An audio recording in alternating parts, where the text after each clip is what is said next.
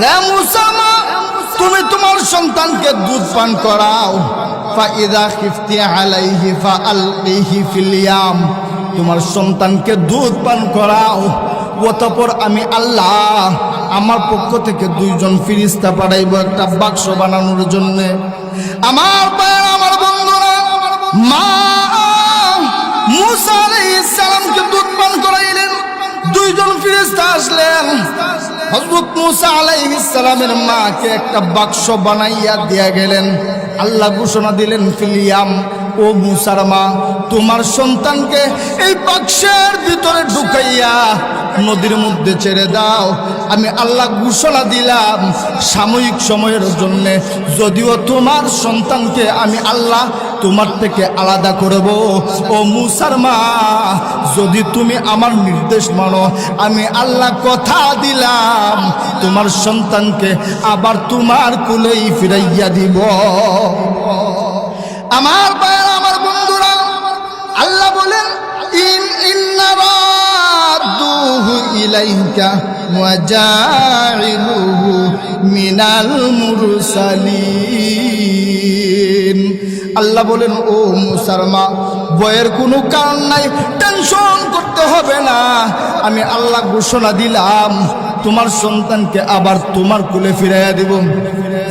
আমার ভাইয়েরা, আমার বন্ধুরা, আল্লাহর পয়গম্বর মূসা আলাইহিস সালামকে কাঠের বাক্সের মধ্যে ঢুকাইয়া যখন সাগরের মধ্যে ছেড়ে দেওয়া হলো, এমন সময় মূসা আলাইহিস সালামের বোন ফাতিমা নদীর পার দিয়া হাঁটে আর লক্ষ্য রাখে বাক্সটা কোন দিকে যায়। আমার ভাইয়েরা, আমার বন্ধুরা, গ্রামগঞ্জে একটা কথা আছে, যেখানে বাঘের ভয় ওইখানেই কথা কন না, ওইখানেই রাইতে হয়। আমার ভাইয়েরা, আমার বন্ধুরা, বাক্স বাঁচতে বাঁচতে এমন এক জায়গায় যাচ্ছে, যেই জায়গায় ফেরাউন তার ফার্স্ট লেডি হযরতে আসিয়াকে নিয়ে গোসল করতেছে। কেউ বলেন আসিয়া গোসলে আছেন, কেউ বলেন স্বামী আর স্ত্রী উপরে বৈশা গল্প করতেছেন। এমন সময় তাকাইয়া দেখেন একটা বাক্স বাঁচতে বাঁচতে আসছে। এমন সময় হযরতে আসিয়া ডাক দিয়া বলেন, বাক্সটা উঠাও। বাক্স উঠানোর পর ফেরাউনের দূষরেরা বারবার চেষ্টা করে বাক্স খোলার জন্য, কিন্তু বাক্স খুলতে পারে না। আল্লাহর বান্দি হযরতে আসিয়া আলাইহিস সালাম যেই মুহূর্তে বাক্সের মধ্যে হাত দিলেন, হাতটা দিতে দেরি হয়, বাক্স খুলতে দেরি হয় না। সুবহানাল্লাহ, সুবহানাল্লাহ। আমার ভাই, আমার বন্ধুরা, বাক্সের ডাকটা খোলার পর আসিয়া তাকাইয়া দেখেন এত সুন্দর ফুটফুটে সন্তান, যেন মনে হয় পূর্ণিমার চাঁদ। টান দিয়া খুলে নিলেন।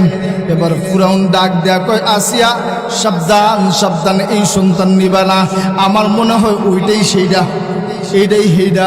আসিয়া বলেন, ফিরাউন, না না না, এইটা হেইডা না, এইটা হেইডা না। না না না, আমার মনে হয় ওইটাই হইটা, আমি মাইরালাম, ওইটাটা দিয়া দেন। আসিয়া ডাক দিয়া বলে, আটকুরা আটকুরা, নাফরমানের নাফরমান, একটা সন্তান জন্ম দেওয়ার মুরত নাই, একটা সন্তান পাইছি তাও আবার মা হওয়ার সুযোগ দিবে না। মানুষ যদি দুর্বল থাকে তাইলে দেখেন এই সময় বউয়ের সাথে তর্ক করার সুযোগ থাকে না, থাকেনি। দুর্বল কয় আটকুরা আটকুরা, একটা বাচ্চা জন্ম দেওয়ার মুরত নাই, একটা সন্তান লাভে পাইলাম, এই সন্তান লালন পালন করে মা হইতে দিবে। আমার ভাইরা, আমার বন্ধুরা, যেই সময়ে আবু সুরফে ফেরাউন কবরস্থানের লাশ প্রতি 1 টাকা করে নেয়, আস্তে আস্তে নিতে নিতে কাবুস উরফে ফেরাউন অনেক টাকার মালিক হয়ে গেছে। ঠিক ওই সময় তৎকালীন সময়ের বাদশা তার দেশের মানুষের মধ্যে ঘোষণা দিলেন, ও আমার দেশের মানুষেরা, যাদের কাছে সরকার ট্যাক্স পাওনা আছে, প্রত্যেকে যার যার ট্যাক্সের টাকা আদায় করো। আমার ভাইয়েরা, আমার বন্ধুরা, গ্রামের মানুষ, শহরের মানুষ, সবার অবস্থা কি সব সময় সমান থাকে? কথা কন্যা সমান থাকে। মানুষ কেউ বড় লোক হয়, কেউ গরিব হয়, কেউ মধ্যবিত্ত হয়। ঠিক সেই অবস্থা ছিল মিশরের মানুষেরা, কারো অবস্থা ভালো, কারো অবস্থা দুর্বল।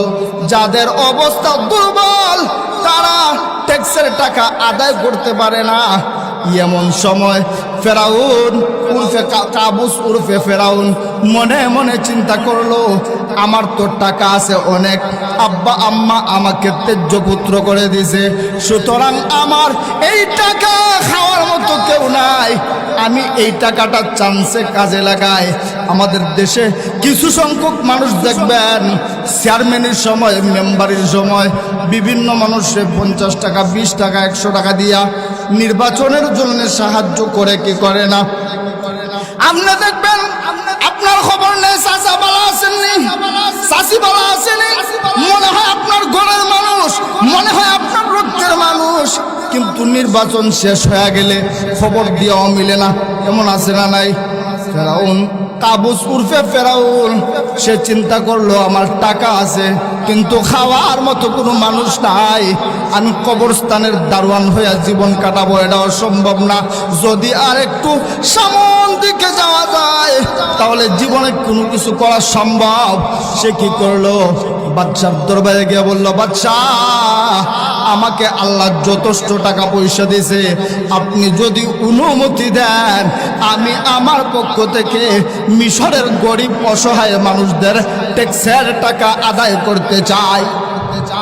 আমার ভাইরা, আমার বন্ধুরা, মানুষ এমন একটা জাতি, ফ্রিতে যদি কোনো কিছু পায়, কোন মানুষ যদি আপনারা 50 টাকা 100 টাকা 10 টাকা 20 টাকা 500 টাকা দেয়, তাইলে মানুষ, আমরা এমন এক জাতি, অল্পর জন্য মানুষের জন্য, মানুষের প্রতি আমরা দুর্বল হই কিনা, কথা কন্যা দুর্বল হই কিনা।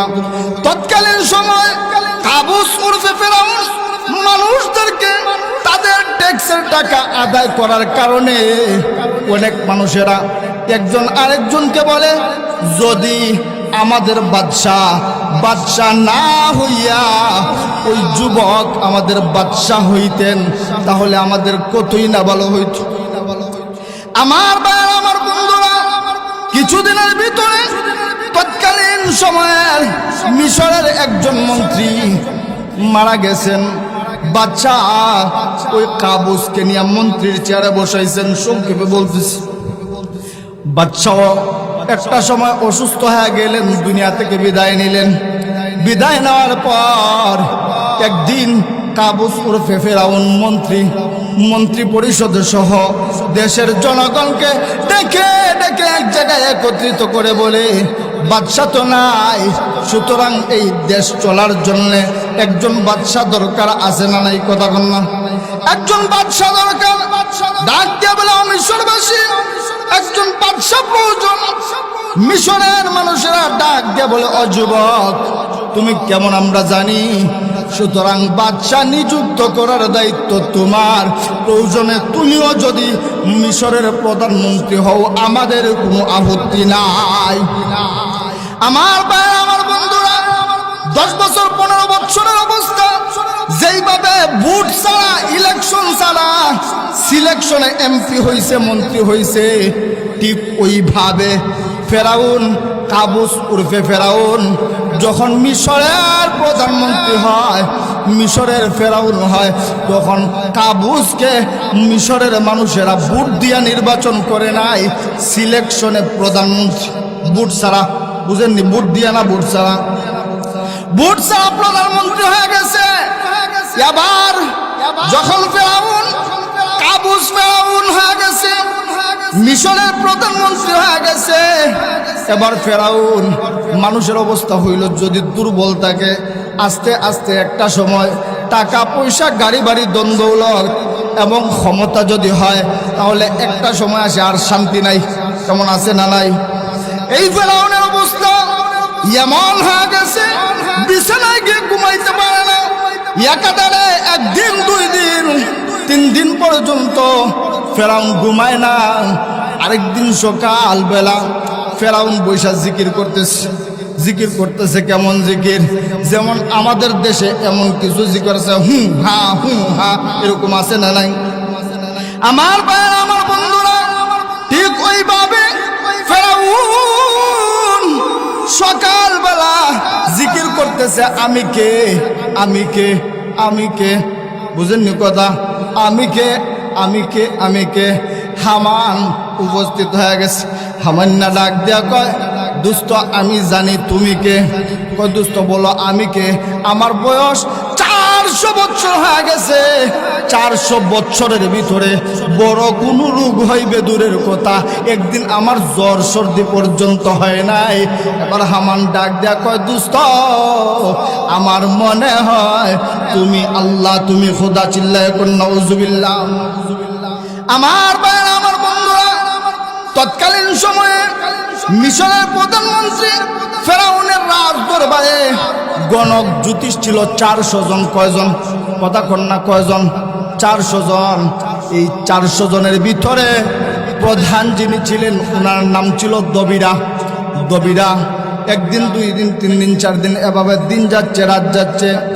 একদিন সকাল থেকে উঠে, একদিন সকালবেলা ঘুম থেকে উঠে দবিরা এসে ফেরাউনকে ডাক দিয়া বলে, বস খবর বালা না? ফেরাউন কয় কি হয়েছে? কয় বস আপনি তো দাবি করেন খোদা, এমন একজন সামনে আসতেছে আপনারে বানাইব হুদা। এমন একজন সামনে আসতেছে, আগামী 3 মাসের ভিতরে আসতেছে। উনি আসার পর আপনার কোনো অস্তিত্ব থাকবে না, আপনার খুদাগিরিও থাকবে না, আপনার রাজপ্রাসাদও থাকবে না, আপনার ক্ষমতাও থাকবে না। ফেরাউন ডাক দিয়ে বলেন, দবিরা কিভাবে ওকে আশা ফেরানো যায়? দবিরা ডাক দিয়ে বলে, আপনি তো বাদশাহ, আপনি চাইলে পারেন না এমন কিছু নাই, আপনি চাইলেই ফেরাইতে পারেন। আপনি আপনার মিশরবাসীদের মধ্যে ঘোষণা করে দিন কোন স্বামী আর স্ত্রী এক বিছানায় থাকতে পারবে না, বিছানা আলাদা করে দিন। 2 নাম্বার, আপনার জনগণের ভিতর থেকে একটা কমিটি গঠন করেন, প্রত্যেকটা বাড়ি বাড়ি যাবে, আবনাআকুম ওয়া ইস্তাহয়ুনা নিসাআকুম, বাড়ি বাড়ি যাবে আবনাআকুম। যেই সমস্ত মহিলাদের গর্ভ চেক করে ছেলে সন্তান পাইবে, ওই মহিলাদেরকেও, ওই বাচ্চাদেরকেও জবাই করবে। তাফসীরের কিতাবের ভিতরে পাওয়া যায় ফেরাউন আল্লাহর পয়গম্বর মূসা আলাইহিস সালামকে দুনিয়াতে আসতে দিবে না, এই জন্য 1 জন 2 জন নয়, প্রায় 90,000 শিশু হত্যা করছে। নাউজুবিল্লাহ। আবনাকুম ছেলে জবাই করে, ওয়াস্তাহয়ুনা নিসাআকুম মেয়েদেরকে রেখে দাও। আমার ভাইরা আমার বন্ধুরা, আল্লাহ রাব্বুল আমিন বলেন, ওয়া মাকারু ওয়া মাকারাল্লাহ ওয়াল্লাহু খায়রুল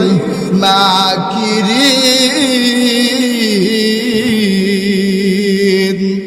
আল্লাহ রাব্বুল আমিন বলেন, রে ফেরাউন, রে দুনিয়ার বুদ্ধিজীবীরা, আমি মালিক আল্লাহ রাব্বুল ইজ্জত ওয়াল জালাল যদি কোনো কিছু করার সিদ্ধান্ত নেই, তামাম পৃথিবীর মানুষ যদি এর বিরোধিতা করে, বিরোধিতা করতে পারে, কিন্তু আমি আল্লাহ যা চাই তা ফিরানো সম্ভব না।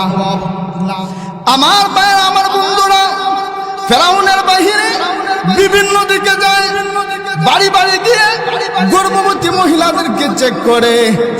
আর আমার আল্লাহ বলেন, ফেরাউন তুমি বাড়ি বাড়ি মানুষরা চেক করাও, বাড়ি বাড়ি মহিলাদের গর্ভ চেক করাও, বাড়ি বাড়ি গিয়ে ছেলেদেরকে হত্যা করাও। আর আমি আল্লাহ ঘোষণা দিলাম, বাহিরে নয়, তুমি যেই মূসার বিরোধিতা করো, আমি আল্লাহ সেই মূসাকে তোমার বাড়িতেই পাঠাই। আমার ভাইরা আমার বন্ধুরা, মূসা আলাইহিস সালামের আব্বার নাম ছিল ইমরান। ইমরান ফেরাউনের একজন বিশ্বস্ত কর্মচারী ছিলেন, মুসলমান ছিলেন। আমার ভাইরা আমার বন্ধুরা, ইমরান ফেরাউনের রাজ দরবারে আছেন, ফেরাউনের ডিউটি করেন। একদিন বিকাল বেলা সন্ধ্যার পরে মূসা আলাইহিস সালামের আম্মা গেলেন, ফেরাউন বলতে পারে না। ইমরান ভিতরে প্রবেশ করাইলেন। আল্লাহ বলেন, আমার পয়গম্বর মূসাকে মায়ের পেটে পাঠাইলাম, ফেরাউন বলতেও পারে না। আমার ভাইরা আমার বন্ধুরা, আল্লাহ বলেন, ওয়া মাকারু ওয়া মাকারাল্লাহ ওয়াল্লাহু খায়রুল মাকিরিন।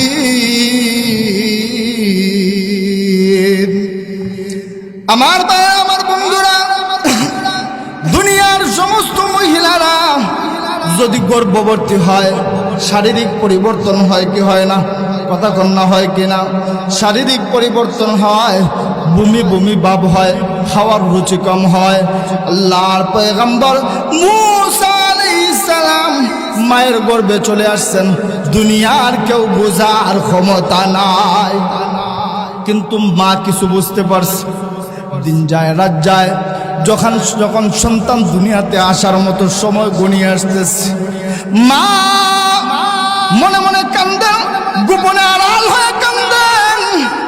সন্তান দুনিয়াতে আসবে, স্বাভাবিক গতিতে মা আনন্দিত হয় না মন খারাপ হয়? আনন্দ হয়, আমার সন্তান দুনিয়াতে আসবে। 10 মাস 10 দিন যেই সন্তানকে গর্ভে ধারণ করছে, ওই সন্তানকে নিজে দেখবে, দুনিয়াতে আসবে, আনন্দ হয়। কিন্তু মূসা আলাইহিস সালামের আম্মা আনন্দ করেন না, কান্দেন। কারণ আমার সন্তান আসার পরে আমার সন্তানকে যদি ফেরাউন পায় তাহলে মেরে ফেলবে। আমার ভাইরা, আমার বন্ধুরা, দুনিয়ার সিস্টেম হলো, যদি এমপি মন্ত্রী বিভিন্ন এলাকায় আসে তাহলে আগে বিভিন্ন ভাবে পুলিশ আর্মি র্যাব দ্বারা প্রোটেকশন দেওয়া হয় কিনা? কথা কন্যা দেওয়া হয় কিনা? আল্লাহ বলে, ও মূসার মা, দুনিয়ার এমপি মন্ত্রীর জন্য প্রোটেকশন হয়। আমি আল্লাহ ঘোষণা দিলাম, আমার পয়গম্বর মূসা আলাইহিস সালামকে আমি আল্লাহ প্রোটেকশন দেব। আমি আল্লাহ আমার পয়গম্বর মূসার জিম্মাদার হয়ে যাব। সুবহানাল্লাহ। আমার ভাইরা, আমার বন্ধুরা, আল্লাহর পয়গম্বর মূসা আলাইহিস সালাম দুনিয়াতে চলে আসছেন। মা বড় বিচলিত হয়ে গেছেন, টেনশন, পাগল পাড়া হয়ে গেছেন। আমার সন্তান কিভাবে রক্ষা করে? এমন সময় আল্লাহ রাব্বুল ইজ্জত ওয়াল জালাল বলেন, ওয়া আওহাইনা ইলা উম্মি মূসা আন আরদিই। আল্লাহ রাব্বুল আমিন বলেন, রে মূসা, তুমি তোমার সন্তানকে দুধ পান করাও। ফাইদা খিফতি আলাইহি ফাআলকিহি ফিল ইয়াম। তোমার সন্তানকে দুধ পান করাও, অতঃপর আমি আল্লাহ আমার পক্ষ থেকে 2 জন ফেরেশতা পাঠাইব একটা বাক্স বানানোর জন্য। আমার ভাইরা, আমার বন্ধুরা, মা মূসা আলাইহিস সালামকে দুধ পান করাইলেন। 2 জন ফেরেশতা আসলেন, হযরত মূসা আলাইহিস সালামের মাকে একটা বাক্স বানাইয়া দিয়া গেলেন। আল্লাহ ঘোষণা দিলেন, ফিলিয়াম, ও মূসার মা, তোমার সন্তানকে এই বাক্সের ভিতরে ঢুকাইয়া নদীর মধ্যে ছেড়ে দাও। আমি আল্লাহ ঘোষণা দিলাম, সাময়িক সময়ের জন্য যদিও তোমার সন্তানকে আমি আল্লাহ তোমার থেকে আলাদা করব, ও মূসার মা, যদি তুমি আমার নির্দেশ মানো, আমি আল্লাহ কথা দিলাম তোমার সন্তানকে আবার তোমার কুলেই ফিরাইয়া দিব। আমার ভাইরা, আমার বন্ধুরা, আল্লাহ বলেন, ইন্না রাদ্দুহু ইলাইকা ওয়া জাইলুহু মিনাল মুরসালিন। আল্লাহ বলেন, ও মূসার মা, ভয়ের কোনো কারণ নাই, টেনশন করতে হবে না। আমি আল্লাহ ঘোষণা দিলাম তোমার সন্তানকে আবার তোমার কুলে ফিরাইয়া দিব। আমার ভাইরা, আমার বন্ধুরা, আল্লাহর পয়গম্বর মূসা আলাইহিস সালামকে কাঠের বাক্সের মধ্যে ঢুকাইয়া যখন সাগরের মধ্যে ছেড়ে দেওয়া হলো, এমন সময় মূসা আলাইহিস সালামের বোন ফাতিমা নদীর পার দিয়া হাঁটে আর লক্ষ্য রাখে বাক্সটা কোন দিকে যায়। আমার ভাইরা, আমার বন্ধুরা, গ্রামগঞ্জে একটা কথা আছে, যেখানে বাঘের ভয় ওইখানেই, কথা কন না, ওইখানেই রাইতে হয়। আমার ভাইরা, আমার বন্ধুরা, বাক্স বাঁচতে বাঁচতে এমন এক জায়গায় যাচ্ছে, যেই জায়গায় ফেরাউন তার ফার্স্ট লেডি হযরতে আসিয়াকে নিয়ে গোসল করতেছে। কেউ বলেন আসিয়া গোসলে আছেন, কেউ বলেন স্বামী আর স্ত্রী উপরে বৈশা গল্প করতেছেন। এমন সময় তাকাইয়া দেখেন একটা বাক্স বাঁচতে বাঁচতে আসছে। এমন সময় হযরতে আসিয়া ডাক দিয়া বলেন, বাক্সটা উঠাও। বাক্স উঠানোর পর ফেরাউনের দূষরেরা বারবার চেষ্টা করে বাক্স খোলার জন্য, কিন্তু বাক্স খুলতে পারে না। আল্লাহর বান্দি হযরত আসিয়া আলাইহিস সালাম যেই মুহূর্তে বাক্সের মধ্যে হাত দিলেন, হাতটা দিতে দেরি হয়, বাক্স খুলতে দেরি হয় না। সুবহানাল্লাহ, আমার ভাইরা, আমার বন্ধুরা, বাক্সর ডাকটা খোলার পর আসিয়া তাকাইয়া দেখেন এত সুন্দর ফুটফুটে সন্তান, যেন মনে হয় পূর্ণিমার চাঁদ। টান দিয়া খুলে নিলেন। এবার ফিরআউন ডাক দেয়া কয়, আসিয়া সাবধান সাবধান, এই সন্তান নিবা না, আমার মনে হয় ওইটাই সেইটা, এইটাই সেইটা। আসিয়া বলেন, ফিরআউন না না না, এইটা হেইডা না, এইটা হেইডা না। না না না, আমার মনে হয় ওইটাই হইটা, আমি মাইরালাম, ওইটাটা দিয়া দেন। আসিয়া ডাক দেয়া বলে, আটকুরা আটকুরা, নাফরমানের নাফরমান, একটা সন্তান জন্ম দেওয়ার মুরত নাই, একটা সন্তান পাইছি তাও আবার মা হওয়ার সুযোগ দিবে না। মানুষ যদি দুর্বল থাকে তাইলে দেখেন এই সময় বউয়ের সাথে তর্ক করার সুযোগ থাকে না, থাকেনি। দুর্বল কয়ে আটকুরা আটকুরা, একটা বাচ্চা জন্ম দেওয়ার মুরত নাই, একটা সন্তান লাভে পাইলাম, এই সন্তান লালন পালন করে মা হইতে দিবে না। এমনিতেই ফিরআউন বন্ধ। আসিয়া ডাক দিয়ে বলে, তোমাকে আব্বু ডাকবে, আমাকে আম্মু ডাকবে, এলাকার মানুষ তোমাকে আটকুরা বলবে না, এলাকার মানুষ বলবে ফিরআউনের একটা সন্তান আছে। এবার হযরত মূসা আলাইহিস সালামকে দুধ খাওয়ানোর জন্য ফিরআউন নিজেই পাগল পাড়া হয়ে গেছে। হযরত আসিয়া মহিলাদেরকে ডাকে আর কোলে দেয় দুধ খাওয়ানোর জন্য, কিন্তু মূসা আলাইহিস সালাম দুধ খায় না। আল্লাহ বলেন, ওয়া হারামনা, আল্লাহ বলেন, ওয়া হারামনা আলাইহিল মারাদিয়া। আল্লাহ ডাক দিয়ে বলে, রে দুনিয়ার মানুষেরা, আসিয়া বিভিন্ন মহিলার কাছে হযরত ফিরআউন হযরত মূসা আলাইহিস সালামকে দেয় দুধ খাওয়ানোর জন্য, কিন্তু মূসা দুধ খায় না। এর কারণ হলো ওয়া হারামনা আলাইহিল মারাদিয়া, আমি আল্লাহ মূসাকে ঘোষণা দিলাম, ও মূসা, তামাম পৃথিবীর সমস্ত মহিলাদের দুধ তোমার জন্য আমি হারাম ঘোষণা করলাম, একমাত্র তোমার মায়ের দুধ ছাড়া কারো দুধ খাইতে পারবা না। রে মূসা, এইদিকে রাজ দরবারে তুমি কাঁদো, অপর দিকে তোমার বাড়িতে তোমার মা কান্দে। ও মূসা, কারো দুধ খাইতে পারবা না। মূসা বড় রাগী মানুষ ছিলেন। রাগী মানুষ ক্ষুধার্ত হইলে রাগ আরো বেশি উঠে না কম, আরো বেশি উঠে। ছোট মানুষ হইলেও রাগের লাফানো শুরু করছে।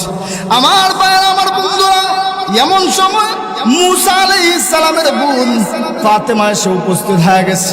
ডাক দেয়া কয়, ফার্স্ট লেডি ও আসিয়া, আপনি যদি অনুমতি দেন আমি একজন মহিলা নিয়ে আসতে পারি। আমার জানা মতে এমন কোনো বাচ্চা নাই ওই মহিলার দুধ খায় না। আসিয়া বলে, দেরি কার, তাড়াতাড়ি যা। আমার ভাইয়েরা, আমার বন্ধুরা, হযরত মূসা আলাইহিস সালামের মাকে নিয়ে আসা হলো। মূসা আলাইহিস সালামের মা টান দিয়া সন্তানকে কুলে নিয়েছেন। এবার মাস্তন মুখের মধ্যে দিয়েছেন, গদগদ করে দুধ খাওয়া শুরু করছে। সবাই খুশি। দুধ খাওয়ানো শেষ। হযরতে মূসা আলাইহিস সালামের আম্মা বলেন, নেন আপনার সন্তান, আপনি, আমি চলে যাই। আসিয়ার আজ্ঞা বলে, কোথায় যাবে? বলে, আমার বাড়িতে আমার আরো সন্তান আছে।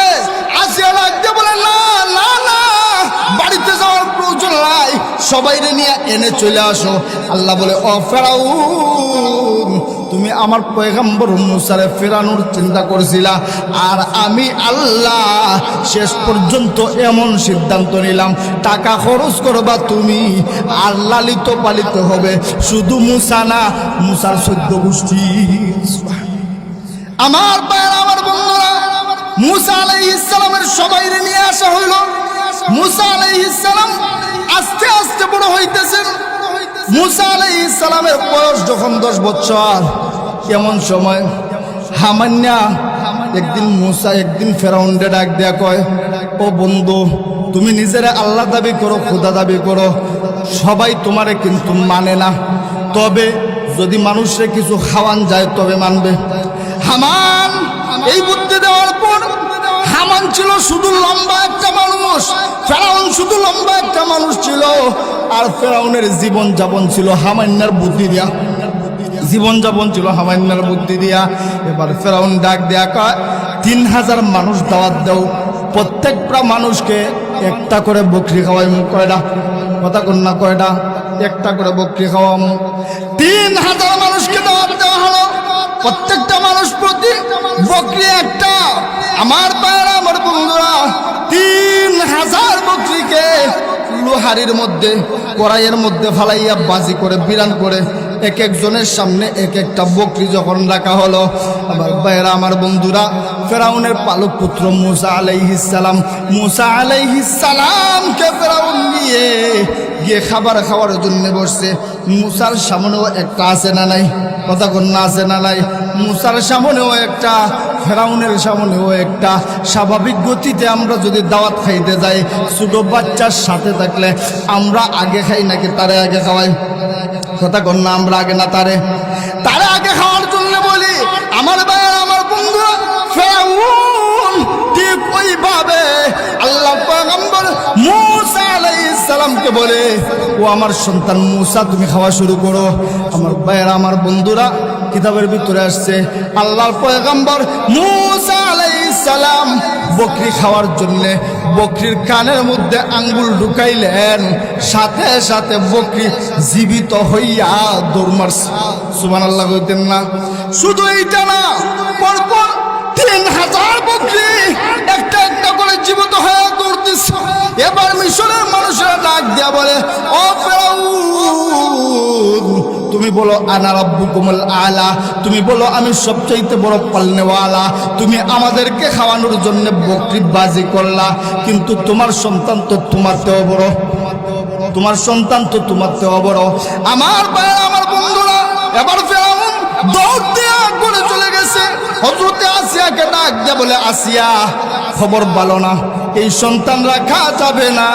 আমি আগেই বলছিলাম এইটা মনে হয় মুসা, সুতরাং এরে রাখতে পারবো না, একে রাখা যাবে না, এরে হত্যা করা দরকার। আল্লাহর পয়গম্বর মুসা আলাইহিস সালামকে হত্যা করার জন্য যখন বলছে, এমন সময় হযরতে আসিয়া বলেন, এর অপরাধ কি? বলে কানের মধ্যে আঙ্গুল ঢুকাইছে, সব জিন্দা হয়ে গেছে। সুবহানাল্লাহ কইতেন না? আমার ভাইরা, আমার বন্ধুরা, হযরতে আসিয়া আলাইহিস সালাম ছিলেন বড় বুদ্ধিমতী মহিলা। আসিয়া ডাক দিয়া বলেন, ও ফেরাউন, মুসারে মারার প্রয়োজন নাই, যদি মেরে ফেলো তাহলে লস তোমারই। কয়েক কেমনে? কয়, দেখো তোমারও বয়স হয়েছে, তুমি যদি মইরা যাও, যেই সন্তান বকরির কানের মধ্যে আঙ্গুল ঢুকাইলে জীবন্ত হয়ে যায়, তুমি যদি মারা যাও আর তোমার কানে আঙ্গুল ঢুকায়, তোমার কানে যদি আঙ্গুল ঢুকায়, তাহলে তুমিও তো জীবন্ত।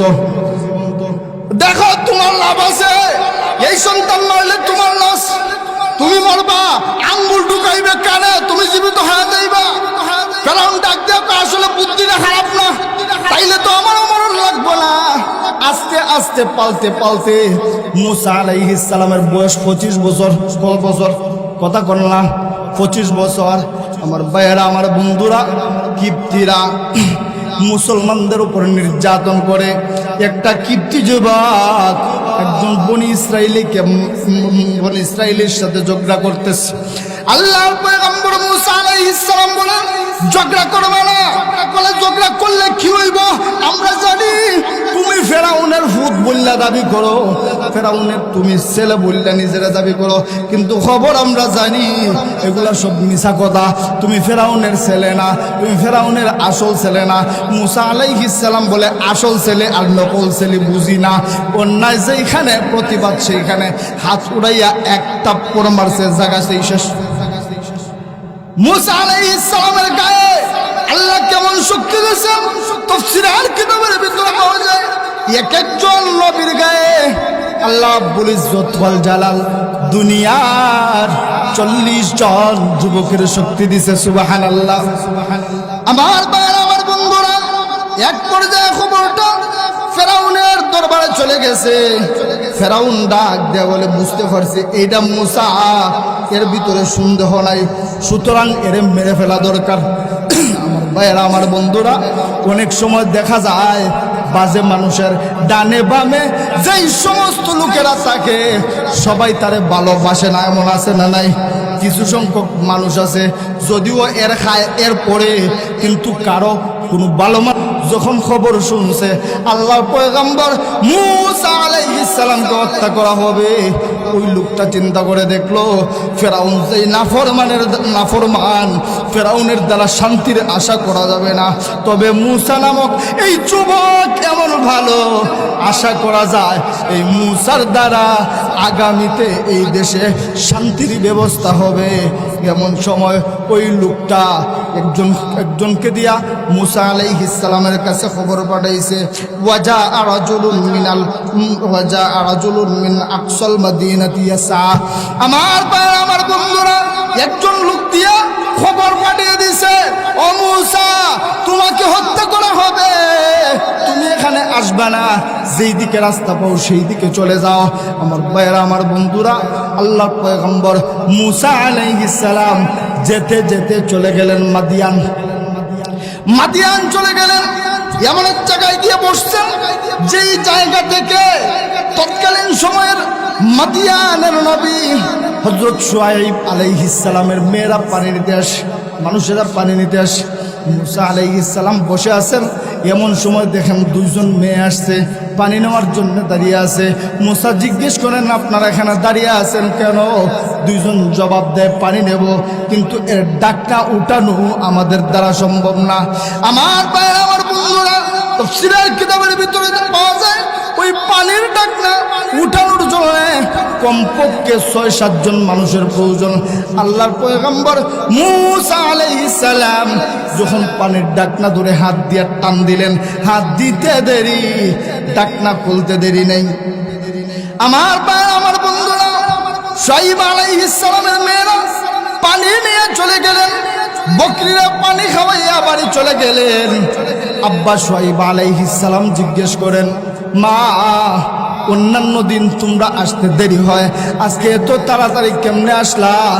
মেয়েরা ডাক দিয়া বলেন, আব্বা আজকে এমন একজন শক্তিশালী পুরুষের সাথে দেখা হয়েছে, উনি ডাকনাটা উঠাইয়া দিছে, এই জন্য তাড়াতাড়ি চলে আসতে পারছি।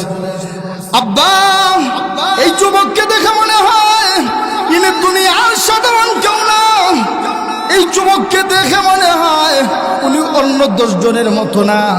আল্লাহর পয়গম্বর মূসা আলাইহিস সালামের খবর আল্লাহর পয়গম্বরের কাছে পৌঁছে গেছে। যেমন সুরের খবর সুর জানে কি জানে না, কথা কোন না জানে কিনা? সুরের খবর সুর জানে, ডাকাইতের খবর ডাকাত জানে, হুজুরের খবর হুজুর জানে, নবীর খবর নবী জানে। আল্লাহর পয়গম্বর শুআয়ব আলাইহিস সালামের কাছে আল্লাহ রাব্বুল ইজ্জত ওয়াল জালাল মূসা আলাইহিস সালামের খবর পাঠিয়ে দিয়েছেন। আল্লাহর পয়গম্বর মূসা আলাইহিস সালামের ব্যাপারে খবর এসে গেছে। আল্লাহর পয়গম্বর শুআয়ব আলাইহিস সালাম মেয়েদেরকে বলেন, যাও উনার কাছে গিয়া প্রথমে আমার সালাম দাও। সুবহানাল্লাহ কইতেন না? আমার সালাম দিবা আর উনাকে বলবা আমাদের আব্বা মুরব্বী মানুষ, আশা ওনার জন্য কষ্ট হয়ে যাবে। আব্বা বলছেন, মেহেরবানি করে আপনি যেন আমাদের বাড়িতে চলেন। আল্লাহর পয়গম্বর মূসা আলাইহিস সালামের কাছে যখন এসে সালাম দিয়ে দাওয়াত দেওয়া হলো, মূসা আলাইহিস সালাম বলেন, আপনারা আমার পিছনে পিছনে আসেন আর আমি সামনে যাই। আমি আপনাদের পিছনে থাকবো, আপনারা সামনে থাকবেন, এটা সম্ভব না। কারণ আপনারা মেয়ে মানুষ, আপনারা যদি সামনে থাকেন তাহলে আমার খারাপ নজর যাইতে পারে। আপনারা থাকবেন পিছনে, আমি থাকবো সামনে। আমাকে বলে দিবেন এদিকে যান ওদিকে যান। আমার ভাই, আমার বন্ধুরা, হযরত শুআয়ব আলাইহিস সালামের 2 কন্যার ভিতরে বড় কন্যার নাম ছিল হযরত সফুরা। সফুরা ছিলেন বড় সুন্দরী। মেয়েরা কিন্তু পুরুষের 2টা গুণ বেশি পছন্দ করে, একটা হচ্ছে শক্তিশালী পুরুষ, 2 নম্বর হচ্ছে চরিত্রবান পুরুষ। হযরতে সফুরা মনে মনে ভাবেন, কালকে দেখলাম বড় শক্তিশালী, আজকের আচরণে মনে হয় যুবকটা শুধু শক্তিশালী না, চরিত্রবান। সুবহানাল্লাহ বলতেন না? আমার ভাইরা, আমার বন্ধুরা, আল্লাহর পয়গম্বর মূসা আলাইহিস সালাম সামনে হাঁটেন, হযরতে সফুরা আর ওনার বোন পিছনে হাঁটেন। হাঁটতে হাঁটতে এক পর্যায়ে যখন হযরত শুআয়ব আলাইহিস সালামের বাড়িতে পৌঁছে গেলেন, সালাম দিয়ে দুজনের ভিতরে মুআলাকাত যখন হয়, আল্লাহর পয়গম্বর হযরত শুআয়ব আলাইহিস সালাম বলেন, ও যুবক, তুমি দুনিয়ার সাধারণ কোনো যুবক না, আর আমিও দুনিয়ার সাধারণ কোনো মুরব্বী না। আমি হইলাম মাদিয়ানের জন্য পাঠানো আল্লাহর পয়গম্বর হযরত শুআইব। সুবহানাল্লাহ। আমার ভাই, আমার বন্ধুরা, হযরত শুআইব আলাইহিস সালাম আল্লাহর পয়গম্বর, এটা শুনে মুসা আলাইহিস সালাম মনের মধ্যে প্রশান্তি পাইলেন, শান্তি পাইলেন। এবার শুআইব বলেন, আমি শুআইব, আর তুমি কে? আমি তোমার পরিচয় জানি। আল্লাহু আকবার। আমি তোমার পরিচয় জানি, তোমার নাম মুসা। তুমি কেন এখানে আসছো এইটাও জানি। তুমি মার্ডার মামলার আসামি। আল্লাহু আকবার বলবেন না? তুমি মার্ডার মামলার আসামি। তুমি এখানে মার্ডার মামলার কারণেই আসছো। আমিও আল্লাহর পয়গম্বর, তুমিও পয়গম্বর। ও মুসা, আমার পক্ষ থেকে প্রস্তাব হলো, তোমার যদি আপত্তি না থাকে তাহলে আমার বড় মেয়েটারে তোমার সাথে বিয়া দিন। সুবহানাল্লাহ কইতেন না? মুসা আলাইহিস সালাম মনে মনে চিন্তা করেন, আগে টাকার মতো জায়গা নাই, এখন বিয়ার ব্যবস্থা হয়। মুসা আলাইহিস সালাম বলেন, আমার আপত্তি নাই। আল্লাহর পয়গম্বর শুআইব আলাইহিস সালাম বলেন, মোহরানা প্রয়োজন। মোহরানা হিসাবে তুমি আমার বকরি হয়তো 8 বছর অথবা 10 বছর রাখালি করবা। আল্লাহর পয়গম্বর মুসা আলাইহিস সালামকে শুধু না, আদম পয়গম্বর থেকে নিয়ে আখিরি পয়গম্বর রাহমাতুল্লিল আলামিন পর্যন্ত প্রত্যেক নবীকে আল্লাহ রাব্বুল আলামিন বকরি রাখালি করাইছেন। এর পিছনে কারণ হইল, বকরি এমন টেডা, মাঝে মাঝে যদি ফাউ দুইটা সামন দিক দিয়া দৌড়ে, আপনি রশি দিয়া যতই টানেন বলবে রশি ছিড়বে, কিন্তু আমি যাইমু না। আমার ভাই, আমার বন্ধুরা, আল্লাহ রাব্বুল আলামিন প্রত্যেক নবীকে বকরি রাখালি করাইছেন। এর পিছনে 1 নম্বর কারণ হলো, মানুষ হইল এমন বেহায়া জাতি, এটা বকরির চেয়ে আরো বেশি টেরা। কথা কোন ঠিক কিনা? মুসা আলাইহিস সালাম বকরি রাখালি করলেন 8 বছর অথবা 10 বছর। মুসা আলাইহিস সালাম সর্বশেষ যেই দিন রাখালি শেষ হবে, এই দিন একটা বকরি পাল থেকে বের হইয়া দৌড়ান শুরু করছে। আল্লাহর পয়গম্বর মুসা আলাইহিস সালাম বকরির পিছনে দৌড়ায়, বকরিও দৌড়ে, মুসাও দৌড়ে। আমার পায়ের, আমার বন্ধুরা, বকরি শেষ পর্যন্ত পারে নাই। মুসা আলাইহিস সালাম গিয়ে পিছনের 2টা পা ধরে টান দিয়ে উঠাইছে। টান দিয়া উঠাইলে নিয়ত তাকে আসার দেওয়া। কথা ঠিক কিনা? আসার দিবেন, টান দিয়া উঠাইছেন। লক্ষ্য করে দেখেন, বকরিটা দৌড়তে দৌড়তে এর প্রত্যেকটা পশম দিয়া গাম জড়তেছে। দিলের মধ্যে দয়া হয়ে গেছে, টান দিয়া কুলের মধ্যে নিয়ে চুম্বন দিতেছে। আল্লাহ ডাক দেয়া কয়, পয়গম্বর, বুঝতে পেরেছি আপনি যতই রাগী, আজ থেকে আপনি আপনার অন্তরের ভিতরে দয়া মায়া এমন অবস্থা হয়ে গেছে, নবুয়ত দিতে আর আপত্তি নাই। আল্লাহ ডাক দিয়ে বলে, পয়গম্বর, আজ থেকে আমি আল্লাহ নবুয়ত দিয়ে আপনাকে নবী বানায়া দিলাম। আমার ভাইরা, আমার বন্ধুরা, এক করে যায় মুসা আলাইহিস সালাম হযরতে সফুরাকে নিয়ে চলে যাচ্ছেন। এমন সময় হযরতে সফুরা বাচ্চা হওয়ার সম্ভাব্য যেই সমস্ত মহিলারা, ওই সময় আগুনের প্রয়োজন হয়। কথা ঠিক কিনা? হযরতে সফুরা হাঁটতে হাঁটতে এক পর্যায়ে বলেন, স্বামী গো, আগুনের প্রয়োজন, আগুন হইলে ভালো হইতো। আল্লাহর পয়গম্বর মুসা আলাইহিস সালাম দূরের দিকে লক্ষ্য করে দেখেন, আগুন দেখা যায় পাহাড়ের উপরে। হাঁটতে হাঁটতে আগুনের দিকে যাচ্ছেন, লক্ষ্য করে দেখেন যতই আগুনের দিকে যায় আগুন তত ভিজে যায়। সুবহানাল্লাহ কইতেন না? যতই আগুনের দিকে যায় আগুন ততই পিছে যায়। এমন সময় ওই আগুনের ভিতর থেকে আওয়াজ হলো, ক্বালা ইয়া মুসা ইন্নী আনা রাব্বুক ফাখলা'না আলাইক ইন্নাকা বিল ওয়াদিল মুকদ্দাসি তুয়া। আমার ভাই, আমার বন্ধুরা, আগুনের ভিতর থেকে আওয়াজ এলো, হে মুসা, এটা দুনিয়ার স্বাভাবিক কোনো আগুন না। ক্বালা ইয়া মুসা ইন্নী আনা রাব্বুক, আমি তোমাদের আল্লাহ। সুবহানাল্লাহ বলবেন না? আমি তোমাদের মালিক, আমি তোমাদের খালিক, আমি তোমাদের আল্লাহ। আমার ভাই, আমার বন্ধুরা, মুসা আলাইহিস সালাম ডাক দেয়া কয়, আল্লাহ কেমন আছেন? আল্লাহ ডাক দেয়া কয়, মুসা, তুমি কেমন আছো? মুসা বলেন আলহামদুলিল্লাহ। আল্লাহ আপনি কেমন আছেন? আল্লাহ ডাক দেয়া কয় ইযহাব ইযহাব ইলা ফিরআউন, ইযহাব ইলা ফিরআউন ইন্নাহু তাগা। আল্লাহ ডাক দেয়া বলে ও মুসা, যদি জানতে চাও আমি আল্লাহ কেমন আছি তাইলে ফেরাউনের কাছে যাও। সুবহানাল্লাহ কইতেন না? ও মুসা, যদি জানতে চাও আমি আল্লাহ কেমন আছি তাহলে ফেরাউনের কাছে যাও। ফেরাউন বড় নাফরমান হয়ে গেছে, ফেরাউন নিজেকে আল্লাহ বলে দাবি করে। ফেরাউনের কাছে যাও, ফেরাউনকে গিয়ে ইসলামের দাওয়াত দাও। আমার ভাই, আমার বন্ধুরা, ফেরাউনকে আল্লাহ রাব্বুল আলামিন 4 কারণে ধ্বংস করেন নাই। কয় কারণে? কথা কোন? কয় কারণে? 4 কারণে।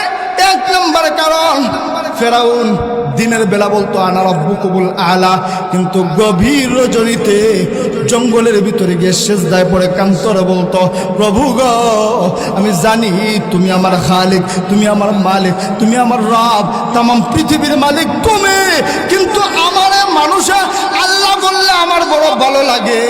আল্লাহ আমার জাহান্নামের আগুনে ফালাইয়া জ্বালাও, আমার কোনো আপত্তি নাই, তবে আমাকে সমস্ত ক্ষমতা দাও, আমি যেন বললে বৃষ্টিও দেওয়া যায়,